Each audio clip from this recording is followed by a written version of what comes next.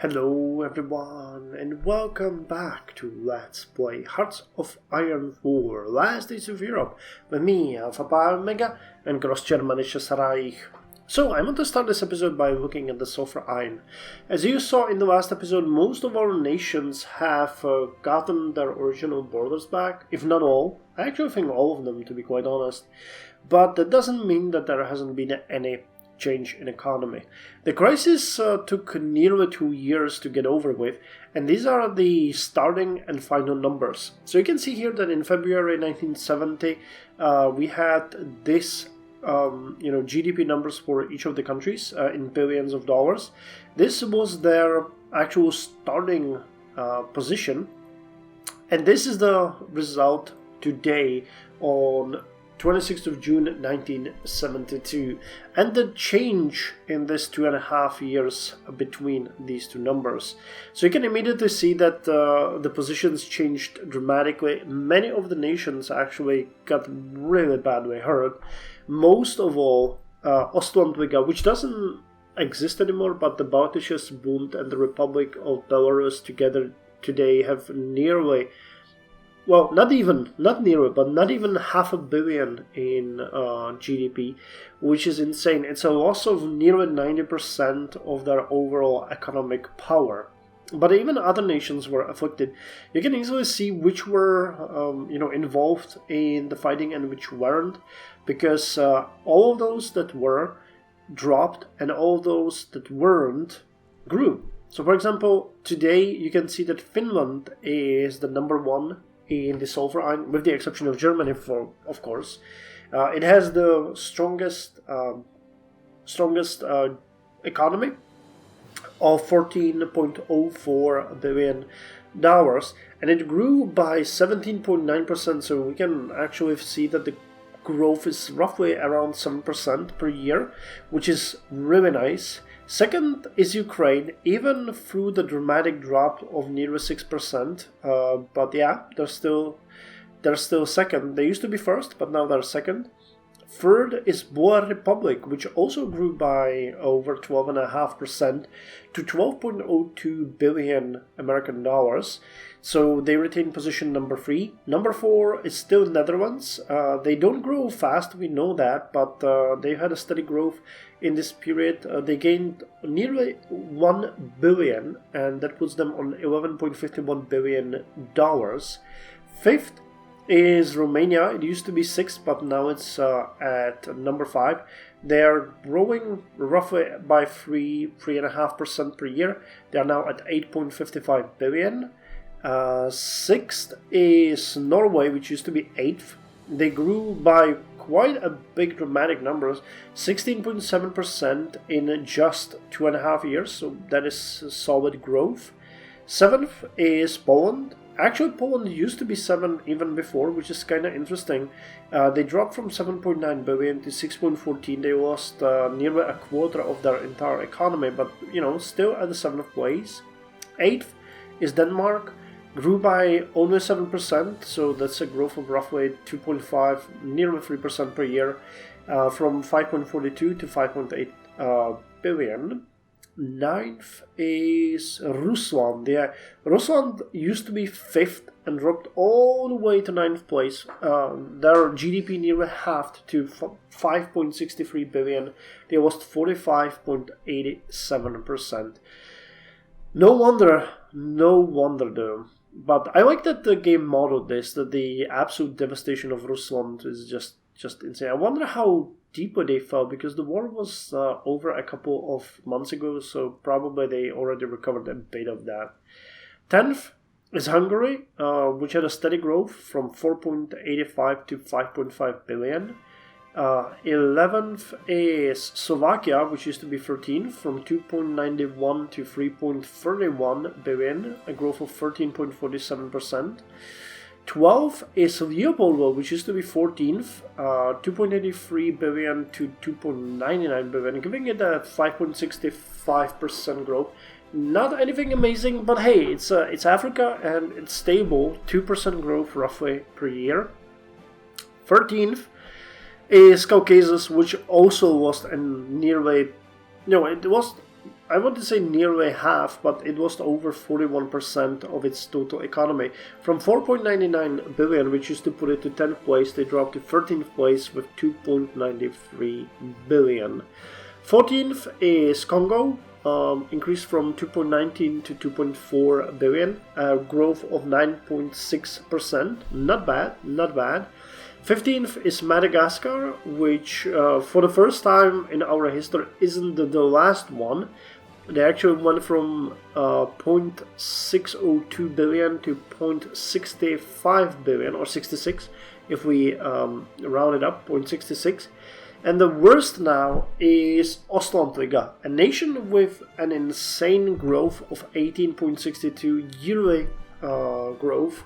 The biggest and strongest growing nation in Splintering dropped by nearly 90% of its GDP, from 4.46 to 0.48 billion, putting it at the last place in the Splintering. It's insane. It is insane. The total average of our Splintering also dropped, or actually it's not an average, the total, what would it be? The part of the world economy that is the Splintering dropped to 17.3%, even though that the total world GDP has grown significantly. So yeah, we were hit pretty heavily. Let's hope that it's gonna get better. None of the effects that we actually have, or the focuses though, are, hey, we have a surplus. Nice. But none of those are actually going to probably affect us in any way. They are only going to... I mean, what am I saying? They're not going to affect us in a way of reducing our inflation or increasing our economy. They're just going to affect us as a political entity. I don't think there's anything here that would deal with economy, but maybe some of the events will. 16 eyes and 1 opportunity. You know, it was Erhard's second shot glass of the night. The entire gang had gathered themselves in a fine restaurant in Germania that was bereft of any Nazi insignia, just to celebrate the night. Schmidt, he said, pointedly staring at the minister, who was eating some meat. Have you ever thought that you would get this far? Oh, the musings of a drunk economics minister, Tresco cut in, giving a light smile. No need to ask him such pointless questions about the past. Erhard found it ironic, considering who Tresco was, but the small grin didn't betray such an emotion to the Prussian, it seemed. Like the tracks of a tank, they are meant to push forward, not backwards. As Schmidt finished up and wiped his mouth with a napkin, he gave a short cough. Gentlemen, he began, giving a short nod. I didn't expect to get this far, no, but we are here now. While Speer is now practically our puppet legislator, he seemed particularly pleased at being able to say those words with genuinity. Much of Germany is still against us, the NSDAP particularly. If we want to keep our gains, we'll have to strike hard and fast. Heisinger spoke up for the first time since they began dining. He was particularly quiet, it seemed, and the rest were a bit surprised when they heard him talk. I concur. Tomorrow the memories of this dinner will fade, and we must all continue working earnestly. However, we did call this meeting specifically so that we could take some time off. After all, we discuss with each other often enough about our plans, don't we? I believe this night is one of a deserved break. Wouldn't you all agree? Schmidt didn't seem fully pleased with Heisinger wanting to cut it short, but eventually he had to give in. Perhaps his mind needed some rest. Perhaps he didn't have to think about everything at once for a few hours. The night went with peace and cheer. Changing the guard.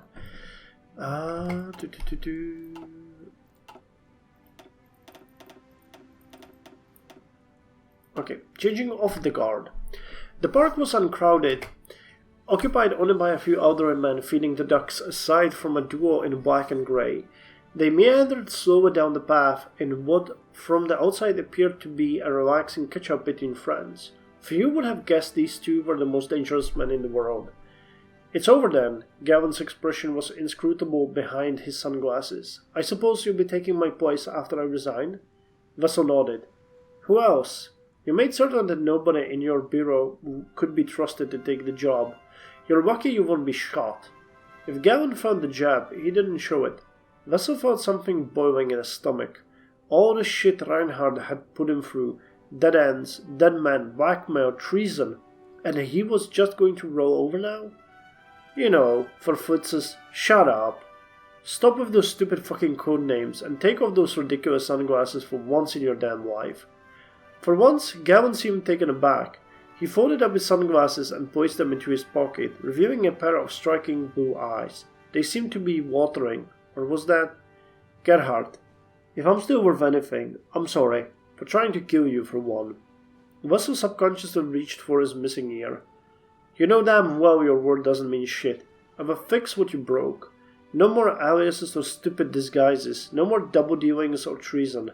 Once I'm done with the Reichsnachrichtendienst, it will be extremely hard to tell you ever existed at all. Reinhard gave a small, sad smile. As it should be, I suppose. Many of my decisions were mistakes, I know, though I'm sure you'll disagree which ones. But the one thing I'm sure was not a mistake was you. This time it was Vessel's turn to be taken aback. Gavin turned towards him and held out his hand. After a second of consideration, he took it. Goodbye, Gerhard. Goodbye, Reinhard. And he finally walked away. Well, both of them survived. That's at least something.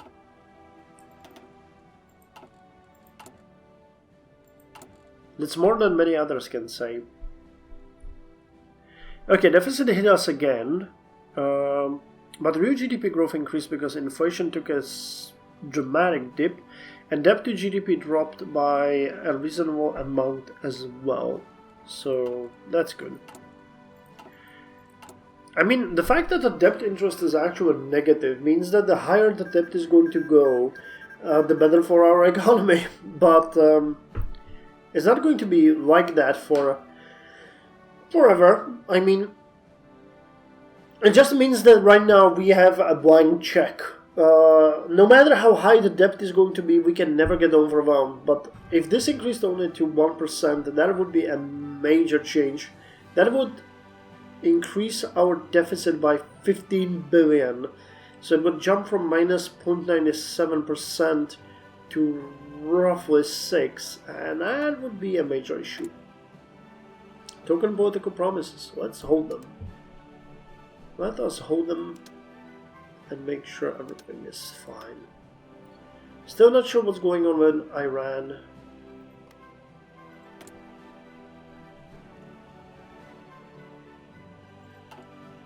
But the Empress is still pretty cute, so that's fine.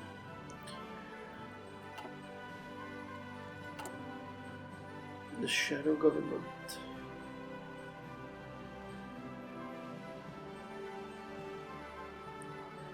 Reform wing of NSDAP, huh? Party leader Albert Speer. Popularity 21.4.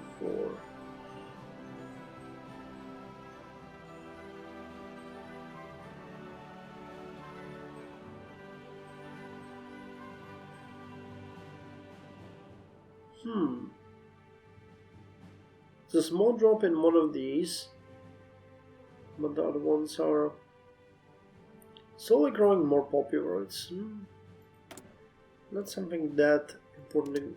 Fight systematic issues. That's a new one. Is it the sulfur iron? Or the country?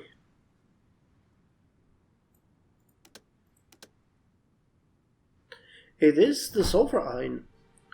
No matter the geopolitical events that launched the oil crisis, the very fact that it could have come to this situation in our country shows the necessity for economic reforms. Hindsight is always accurate, or hindsight is always accurate.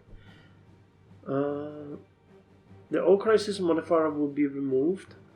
Okay. Oil crisis.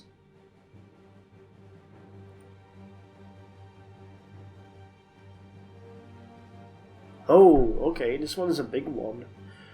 Lowered construction speed, stability, factory output, synthetic oil, trade deal, fuel gain power.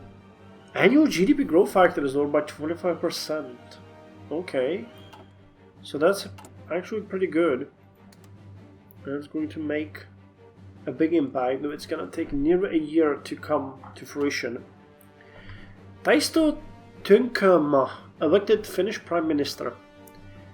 In the 1972 Finnish legislative elections,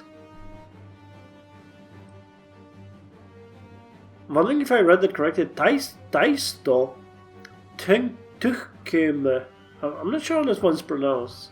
Taisto Tunkama. You know, I've been going freestyle with the Finnish names since the beginning of this playthrough, but this one I really am not sure about how to pronounce. In the 1972 Finnish legislative elections, largely shaped by the reaction to the recent reunification of the Russian anarchy, the Agrarian League, or ML in Finnish, has gained a leading position in parliament. Its candidate, Taisto Tovio Johannes Tukuma, enters Kessurenta as its new tenant. An old military man and by trade an agrologist, Tukuma overriding concern is the strength of the Finnish armed forces. Outside of that, the other major matter of interest is his relative lack of pro-German sentiment compared to previous ML leaders. The new Prime Minister will need to balance his wishes for the military with the needs of his agrarian base as he sets to work. The old soldier rode farm wagons to power. Actually, there was a request for a view on the casualties of the Russian Civil War. So let me show them to you. Russian-Siberian War, here. So Russian Empire is getting closer to capitulation. Casualties are 1.48 million on their side, nearly a million on the side of Commonwealth. Feudal manpower actually moved back into the balance of the Russian Empire, so kind of interesting, but Commonwealth has more divisions and more factories also. Yeah, but I think they need to occupy their territory, don't they? Yeah, they do, which is kind of funny because these guys are the ones that are ready to give up. Interesting. It's not what I would have expected. Anyway, the shadow government is done. So now the House of Cards. The NSDAP has never been a particularly stable party, but the last years have been especially chaotic, even by their standards. Though the level of discontent is obviously nowhere near the level seen on the verge of the Bürgerkrieg, it is an undeniable fact that the party is splintering once again. The dissenters are finally beginning to fully split from the reformist and reactionary wings of the party. If Speer was in charge, this would be an unmitigated disaster, one to be solved with extreme prejudice. However, Speer is not in charge, in more than suits our interest for the party to split. If anything, it would do us much good to hasten the breakup. The sooner the old party bureaucracy is out of the way, the better. So fascism loses 10% in its popularity, same in National Socialism, but only 5%. Political power increases by 50%, and one-party state policy effectiveness increases, and vote franchise registered voting increases. As the NSDAP crumbles, the gang will strike the final blow and shove the corpse of National Socialism into the shadows. Go back to the shadows.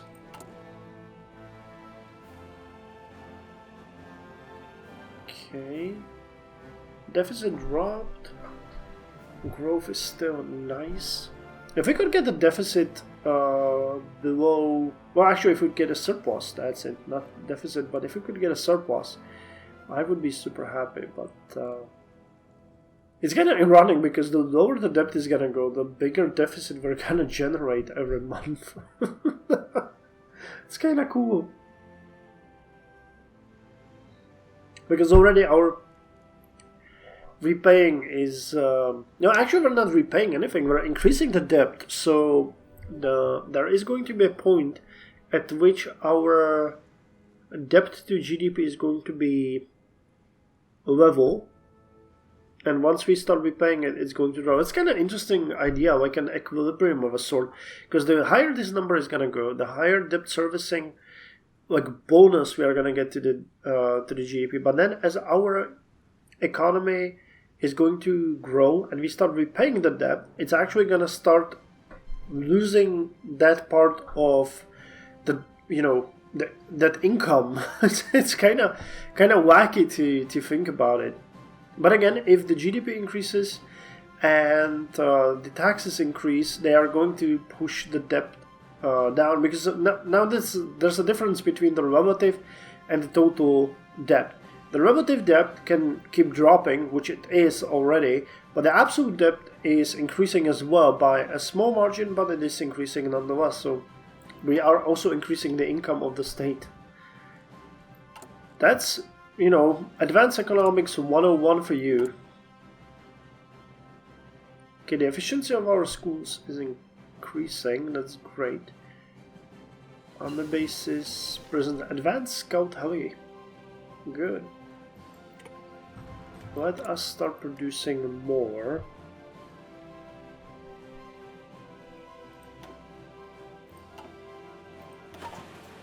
Oh, we're actually not using them at all. Well, it's kind of sad, but okay. We're just stockpiling them like morons.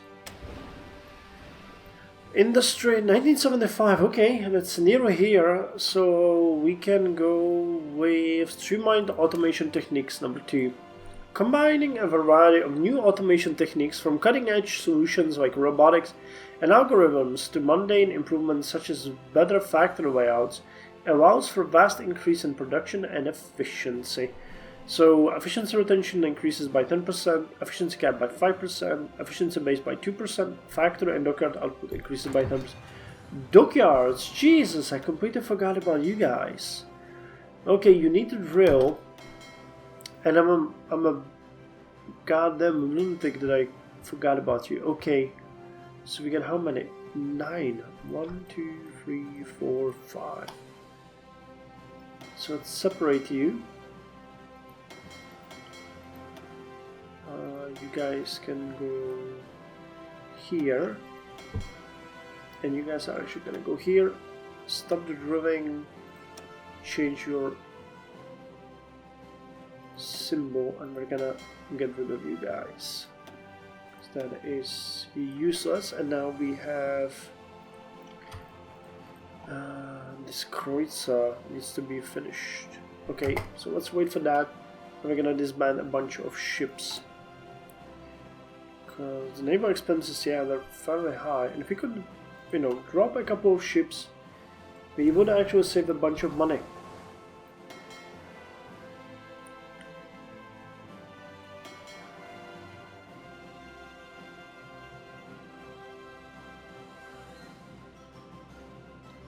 %.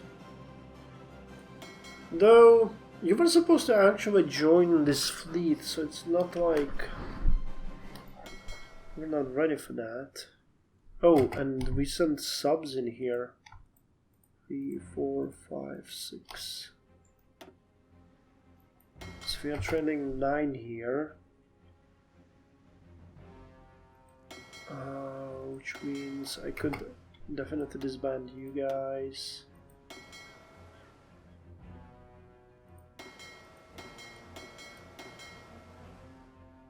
And I guess you guys as well then.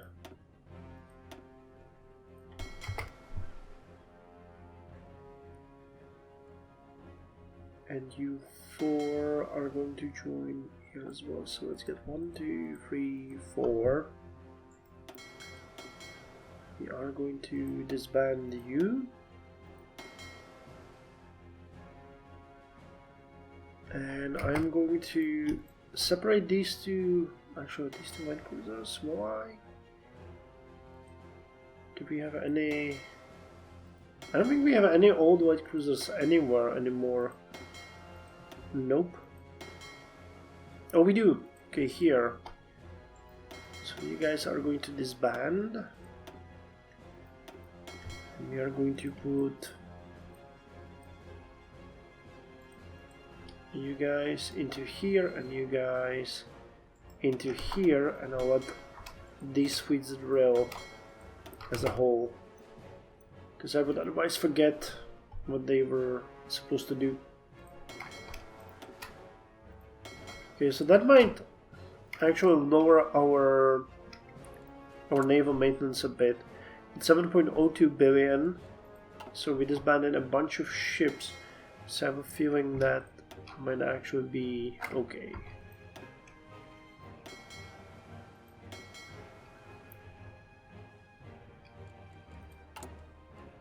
We'll see.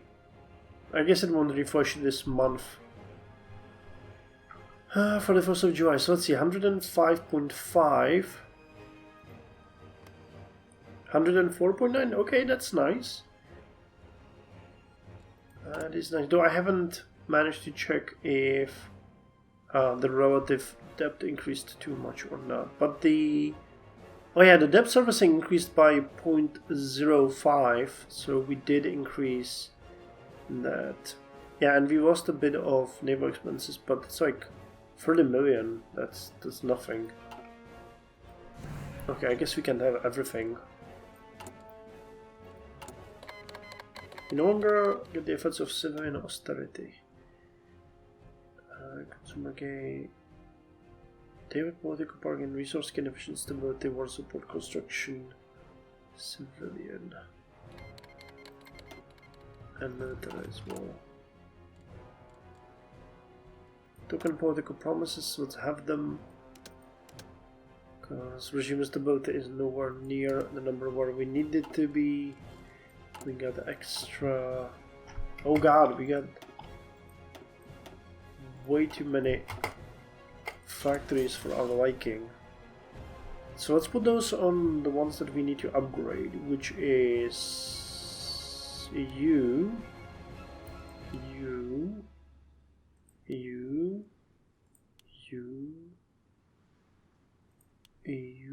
and I have 2 extra. 82, this is nice. This is also nice.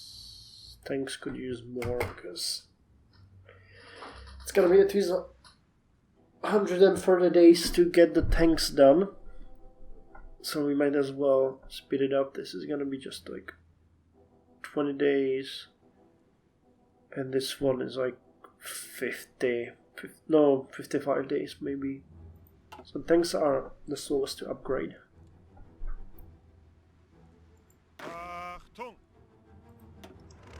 But I think our mechanized units are almost done with the upgrades. So the House of Cards is done, and we can go ahead and get contact popular movement.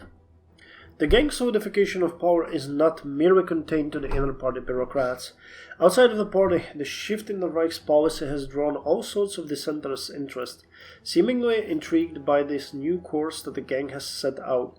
These dissenters, along with the previously mentioned allies in the upper ranks of the Reich, may be able to provide valuable legitimacy and credible ideas. As such, a semi-formal conference has been scheduled to take place in Frankfurt, the center of movements for German democracy since the 1800s. With numerous big names invited to appear, this conference may set the course for the next stage of the Reich. It is for the best that we prepare. So contacting popular movement. We get a new event, Better the Devil You Know. Reformist cause is going to benefit. Public meetings, press rights and religious rights get increased policy effectiveness. The backbone of democratic state is not only the ministers, it is the people, the students and the resistance fighter. They will be a necessary part to dismantle National Socialism. Okay, let's have it. Let's have it. The economy is increasing really nicely. So that is good. Yeah, and we're here with deficit is high again. Yeah, let's get these because we need to.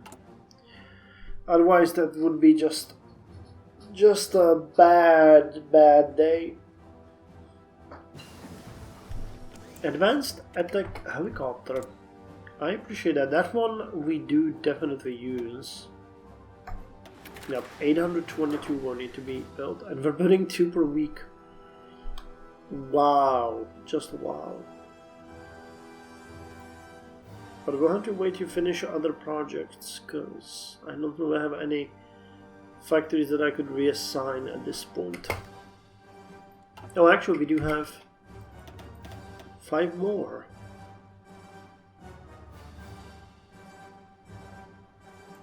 So let's put them there now and see.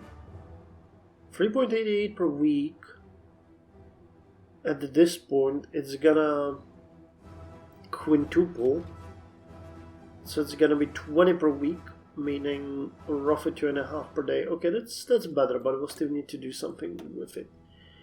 So as you are done, and you guys are done, I think we can go with Industrial Management 6. Development in spatial organization have coincided with the first wave of introduction of industrial robots. Currently simple machines that can only perform the simplest and most repetitive of tasks, albeit at a fraction of the long-term cost of a human worker. Managing the acquisition of these machines and intelligently placing them in the most important parts of the production line without causing disputes with the existing workforce is rapidly becoming a vital function of any good industrial manager. So production units increase by 1.5% in relation to GDP. Good.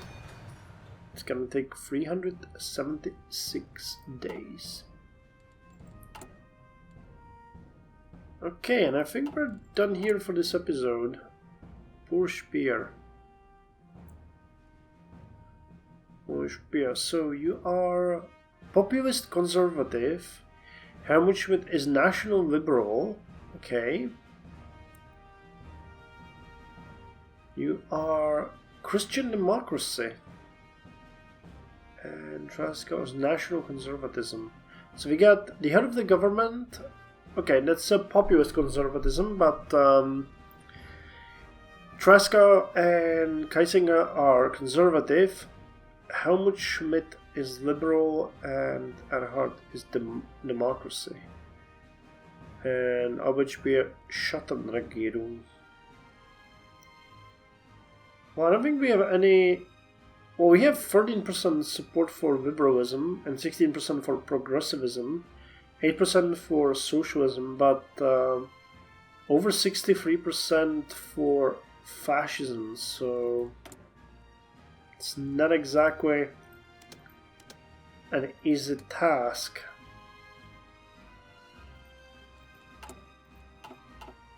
Oh yeah, here we go, again.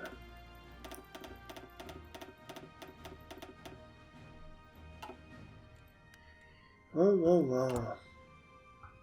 As long as the deficit is below 1%, I'm a happy man. GDP growth 7.62, that is good. Yeah, I think we're in a good place. Much better one than we were just, a year ago. The hit to the GDP is bad. The debt is bad as well. But other than that, I think we are going to be okay. Just need the debt to drop in relation to GDP.